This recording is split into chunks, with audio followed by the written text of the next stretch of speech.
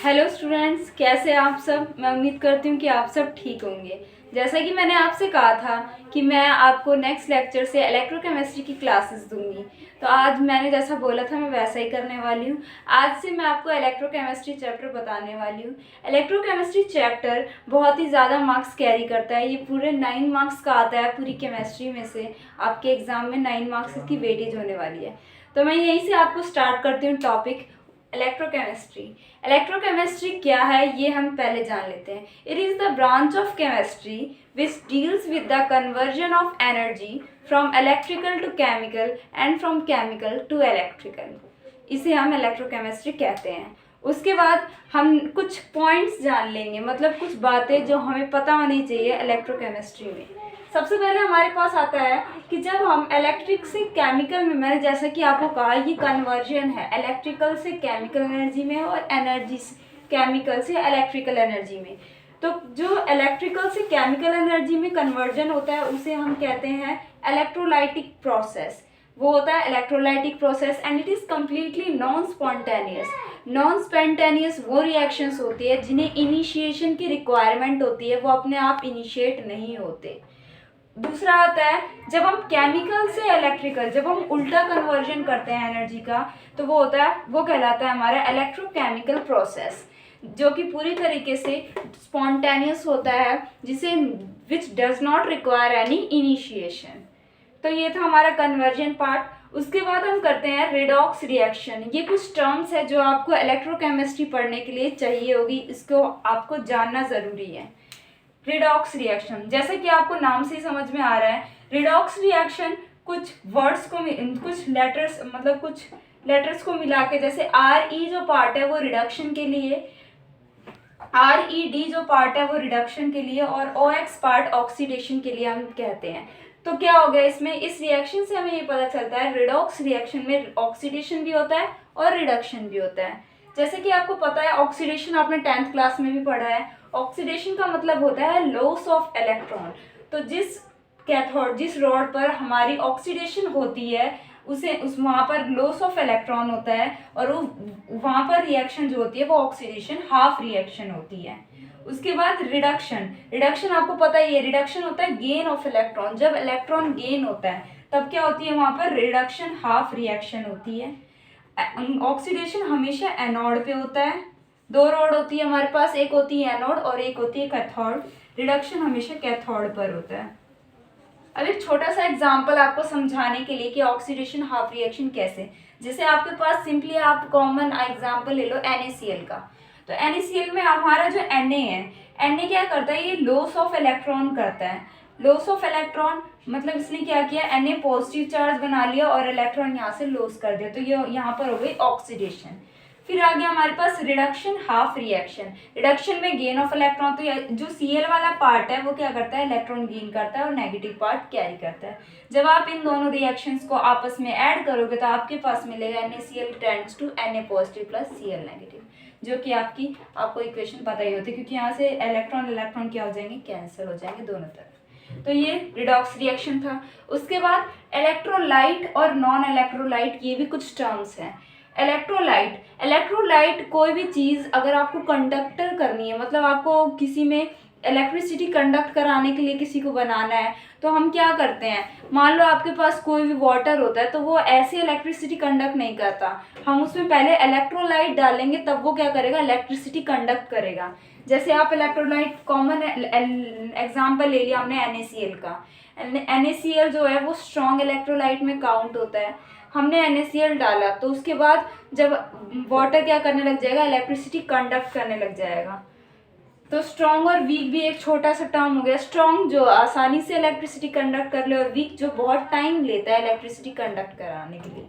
और non electrolyte जो electricity conduct नहीं कराता, क्योंकि आप कॉमन एग्जांपल देखो, जब आप शुगर डालते हो वाटर में तो वो इलेक्ट्रिसिटी कंडक्ट नहीं करता, इसलिए हम क्या कहते हैं, उसको नॉन इलेक्ट्रोलाइट कहते हैं। नेक्स्ट आता है हमारे पास ओम्स लॉ। ओम्स लॉ आपने 10th क्लास में भी पढ़ा है और वैसा का वैसा ही आपको यहाँ पढ़ना है, तो मैं थोड़ा सा रिवीजन करा रही हूँ, वैसे तो आपको पता ही होगा। ओम्स लॉ क्या होता है? ओम्स लॉ कहता है कि potential difference across a conductor, कोई भी हम कंडक्टर लेते हैं उसका जो पोटेंशियल डिफरेंस है is directly proportional to the current flowing into the conductor. Directly proportional का साइन होता है, ये आपको पता है। अब डायरेक्टली प्रोपोर्शनल के साइन को रिप्लेस करने के लिए हम कोई भी कांस्टेंट यूज करते हैं, तो मैंने यहाँ कांस्टेंट आर लिया है। तो यहाँ से आपके पास आर एक टर्म आती है, it is an important term जिसके बारे में आपको इलेक्ट्रोकेमिस्ट्री में पता होना चाहिए, क्योंकि रेजिस्टेंस से ही बहुत सारी ऐसी टर्म्स बनती है जो यहाँ काम आएगी। रेजिस्टेंस यहाँ पे आर आ गया और आई यहाँ पर मल्टीप्लाई में है तो यहाँ से डिवाइड में, और आपके पास आर की जो क्या निकल गई, एसआई यूनिट निकल गई, या तो आप यूनिट निकाल सकते हो इसकी वोल्ट पर एम्पियर भी कह सकते हो, और इसकी हम जानते हैं ऐसा यूनिट जो यूज़ की जाती है वो ओम की जाती है, जिसे हम इस तरीके से रिप्रेजेंट करते हैं। उसके बाद रेजिस्टेंस क्या होता है, रेजिस्टेंस समझना भी ज़रूरी है। जैसे कि ऊपर वाले में आप देख रहे हो कि रेजिस्टेंस एक कांस्टेंट और प्रोपोर्शनैलिटी का काम कर रहा है, लेकिन नीचे रेजिस्टेंस की खुद की भी एक इम्पोर्टेंस होती है। रेजिस्टेंस जैसे कि आप नाम से जानते हैं, रेजिस्ट करना क्या होता है, किसी चीज़ को रोकना। तो रेजिस्टेंस क्या करता है, ये करंट के फ्लो को रेजिस्ट करता है, it resist to the flow of current, इसलिए हम इसे रेजिस्टेंस कहते हैं। अब रेजिस्टेंस की खुद ये रेजिस्टेंस डिपेंड किस किस के ऊपर करता है, तो रेजिस्टेंस डिपेंड करता है, सबसे पहले रेजिस्टेंस डिपेंड करता है on the resistance is directly proportional to the length of the conductor, कि कंडक्टर की लेंथ कितनी है उसके ऊपर डिपेंड करता है। अब कोई किसी के ऊपर डायरेक्टली प्रोपोर्शनल है, इसका मतलब ये होगा कि जितना आप एक फैक्टर को इंक्रीज करो तो दूसरा फैक्टर ही उतनी ही यूनिट के साथ क्या हो जाए, इंक्रीज हो जाए, या फिर एक को डिक्रीज करो तो दूसरा वाला भी उतनी ही उतनी ही रेट के साथ क्या कर जाए, इंक्रीज कर जाए। सच एज मैंने कोई भी एक एग्जांपल लिया, मान लो मैंने एक वायर ली है और वायर की लेंथ को मैंने इंक्रीज कर दिया, जितनी उसकी पहले थी उतनी मैंने 1 मीटर था उसको मैंने 10 मीटर कर दिया। इस केस में क्या हुआ, उसका मैग्नीट्यूड 10 यूनिट से क्या हुआ, इंक्रीज हुआ, तो आपका रेजिस्टेंस भी 10 यूनिट के साथ इंक्रीज हो जाएगा। इसलिए हम कहते हैं कि जो रेजिस्टेंस है वो लेंथ के साथ डायरेक्टली प्रोपोर्शनल होता है। या फिर आप सीधा याद रखो कि आप जितना रेजिस्टेंस लेंथ इंक्रीज करोगे उतना ही रेजिस्टेंस इंक्रीज होगा, उतना ही ज़्यादा उसमें करंट का फ्लो क्या हो जाएगा, कम हो जाएगा, और रेजिस्टेंस ज़्यादा हो जाएगा।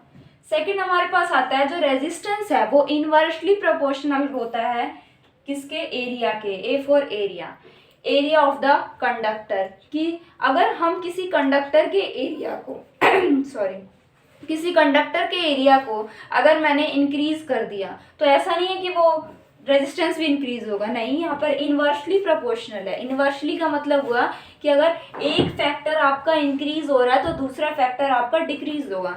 यहाँ पर अगर एरिया को मैं इंक्रीज कर दूँ तो मेरे पास रेजिस्टेंस डिक्रीज होगा, और अगर मैं एरिया को डिक्रीज कर दूँ तो रेजिस्टेंस मेरे पास इंक्रीज होगा। ये हो गया। उसके बाद जब मैं इन दोनों इक्वेशन से एक सिंगल इक्वेशन निकालने की कोशिश करूं तो मेरे पास ये निकल गई, समझ ही रहे होंगे आप, ये ऊपर था और ये नीचे आ गया आपके पास। अब यहाँ भी प्रोपोर्शनैलिटी साइन है, अब इस प्रोपोर्शनैलिटी साइन को मुझे हटाना है, तो मैंने यहाँ पर लगा दिया एक प्रोपोर्शनैलिटी कांस्टेंट जिसे मैं कह रही हूँ रो। ये रो का सिंबल होता है और इसे हम रेजिस्टिविटी कहते हैं। ये भी एक कांस्टेंट ऑफ प्रोपोर्शनैलिटी ही है। कांस्टेंट ऑफ प्रोपोर्शनैलिटी कोई भी ऐसा साइन होता है जो इन्वर्सली की जगह पर हम यूज़ करते हैं, मतलब प्रोपोर्शनैलिटी की जगह पर हम उस कांस्टेंट को रखते हैं।